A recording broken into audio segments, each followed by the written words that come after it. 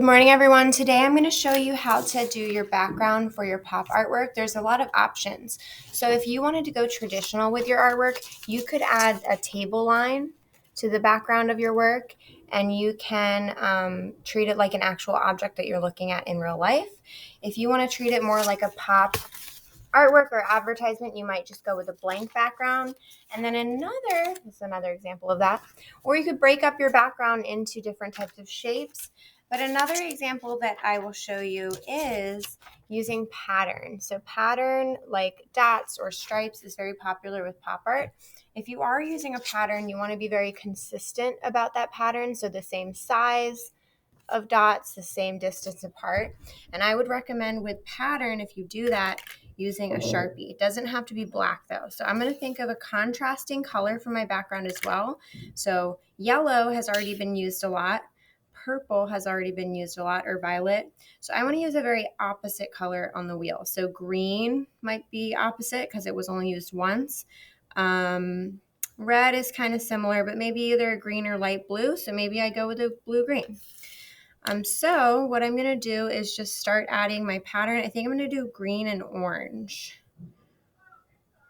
or green and red because they're complementary. So I'm going to, we'll go with, So I'm going to do dots that are blue, but I'm going to be very careful about making them look consistent. And this is going to take you some time, so that's why we waited to talk about this step. I'm going to kind of do a little quick transition here, and I'm going to pause you so that we can see when we're finished. Ready? 1, 2, 3.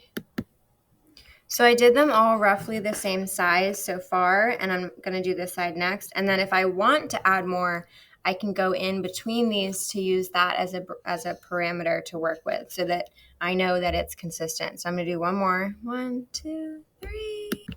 Now, I did a bunch more, but I want you to actually see this process.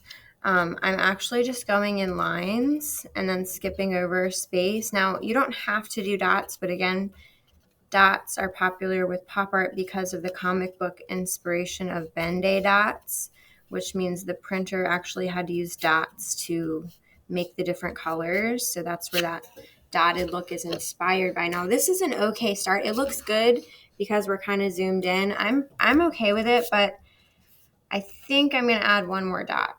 I don't know. It's too late. I already did. Let's see how that looks. I think I should have maybe just left it the 4 quadrants, so I might just finish these and leave the rest. But I do want it to look consistent, so I'm going to keep going. I'm committed now. All right, I'm going to pause you. Okay, I am happy with it now that I filled it out. They could probably get a little bit more thickness on some of them because they should all be the same size. So now that I have my dots in my background, I can always come back and edit those with oil pastel after I paint. We will do a final oil pastel detail day. I'm going to do a color in the background as well. So part of me wants to do the green. We talked about the bluish green, so I'm going to start with blue. Might even mix blue, green, and yellow, but this is Sharpie. That's why it's a watercolor resist. So your Sharpie will resist the paint, and your big brush will work pretty well in your background. As long as you have a contrasting color, you're good. So again, white and black are contrasting with every color. And then if you're not using white and black, you want to look at the color wheel and figure out which color will contrast. So I'm painting directly on top my blue. And I just started with a wash, which is a lot of water and a little bit of paint. And then I can mix in my green or even yellow to make it green. I'm going to start with just some green. And maybe even some yellow now. That'll just be faster. Okay. Yellow. All right. Yeah, it's coming out.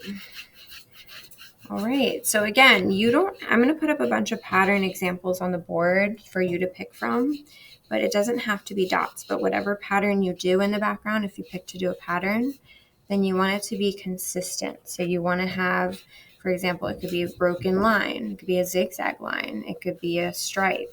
We want to make sure they're all equally sized and distance apart because that's going to give it that printed look or that consistent look. And I'm going to show you where I came from and where I am now. All right, I hope you have a wonderful art class. When we're finished with painting and watercoloring, we are going to then